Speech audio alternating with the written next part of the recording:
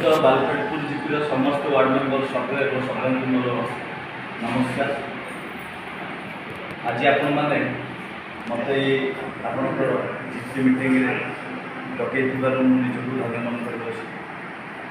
प्रथम तो मुझे मोर निजर परिचय देवाई जनईदेवाई चाहे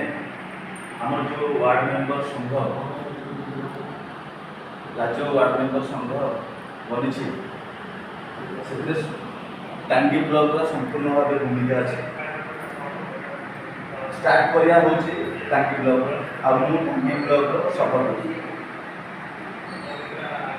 ए कमिटी बा ये जो संघ परिवार मूल उद्देश्य रहा जे आज आम सारा राज्य में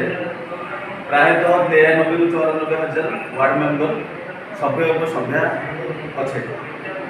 टोटाली राज्यर 314 ब्लॉक अच्छी